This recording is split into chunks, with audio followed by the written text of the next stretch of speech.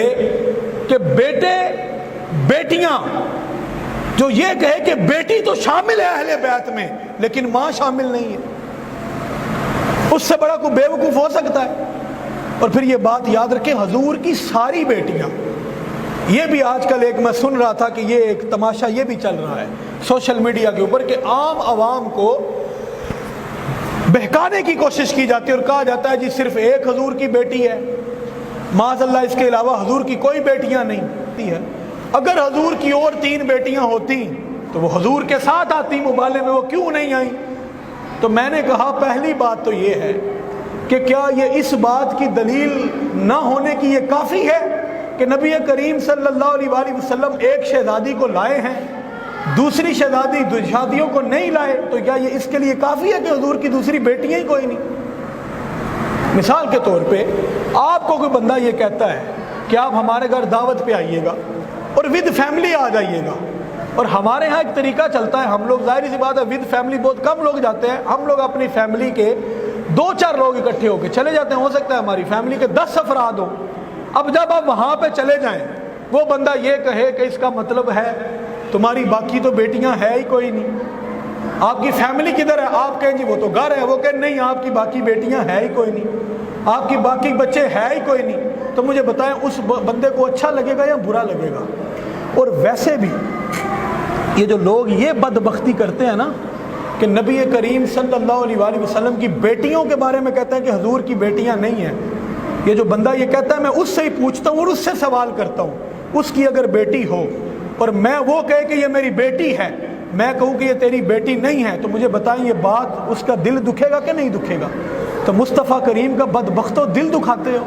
اور یہ گالی دیتے ہو، اس طرح کی بے ادبی اور گستاخی کرتے ہو۔ اور اب میں آپ کو بتاتا ہوں مبالے میں کیوں نہیں تھی، اس لیے نہیں تھی، حضور کی 4 صاحبزادیاں ہیں، ایک حضرت زینب، ایک حضرت ام کلثوم، ایک حضرت رقیہ، ایک حضرت فاطمہ الزہرا، 4 صاحبزادیاں ہیں۔ اب مبالے میں ایک کیوں تھی 3 کیوں نہیں تھی؟ تو وہ اس لیے نہیں تھی، حضور کی ایک شہزادی 2 ہجری کو ان کا وصال ہو گیا، حضور کی دوسری شہزادی 8 ہجری کو ان کا وصال ہو گیا، اور حضور کی تیسری شہزادی 9 ہجری کو ان کا وصال ہو گیا، اور یہ اس کے بعد جو ہے مبالہ ہوا جب وہ دنیا سے ظاہری پردہ فرما چکی تھی، وہ پھر حضور کے ساتھ کیسے آتی؟ اور ہمارے نوجوان جو ہیں وہ ان کی باتوں میں آ کے بے وقوف بن جاتے ہیں اور سمجھتے ہیں معاذ اللہ کہ حضور کی بیٹیاں ہی کوئی نہیں۔ اور پھر ایک اور بات ہے، ہماری کتابوں میں تو لکھا ہے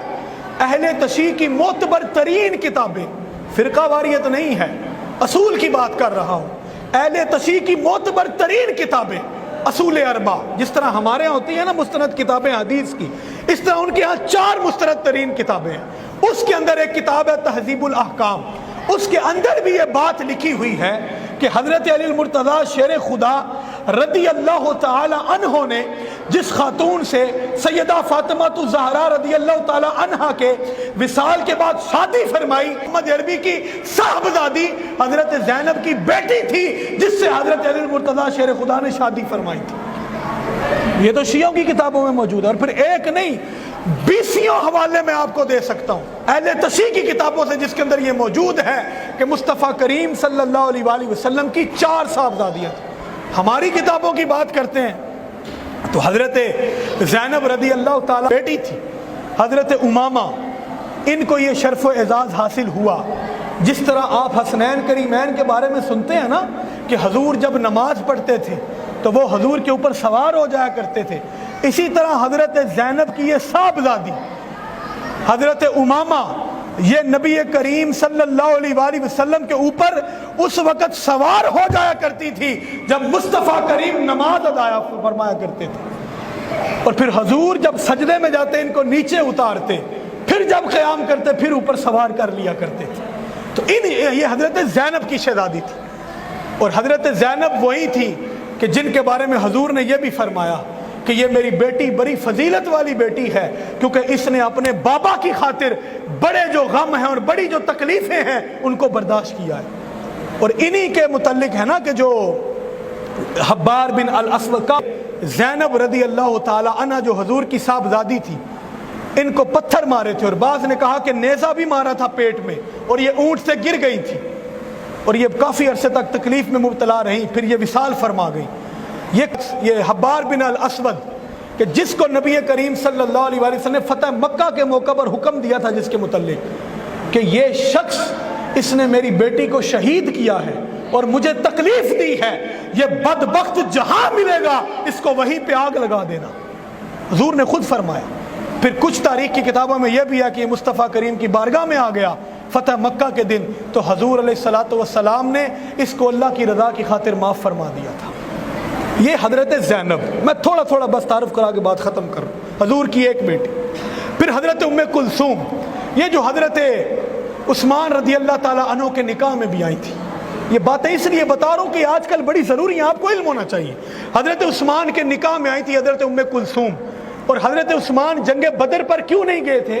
اسی لیے نہیں گئے تھے کہ یہ بیمار تھی۔ حضور نے فرمایا تو بیٹی کی خدمت کرتا رہے گا، اللہ تبارک و تعالیٰ تجھے بدر میں شامل ہو کر جہاد کرنے کا ثواب عطا فرما دے گا۔ وہ حضرت ام کلثوم تھی۔ پھر اسی طرح حضرت رقیہ، حضرت ام کلثوم کے بعد جو بیٹی حضرت عثمان کے نکاح میں ہے، جن کے بارے میں حضور نے جب نکاح ہوا تو حضور نے بتایا بیٹی میں نے تیرا جس شخص کے ساتھ نکاح کیا ہے اللہ نے اس کو وہ مقام اور مرتبہ دیا ہے کہ اللہ اور اس کے رسول کے ساتھ وہ تو محبت کرتا ہے لیکن اللہ بھی اس کے ساتھ محبت کرتا ہے اور اللہ کا رسول بھی اس کے ساتھ محبت کرتا ہے، یعنی کہ حضرت عثمان یہ تیسری بیٹی۔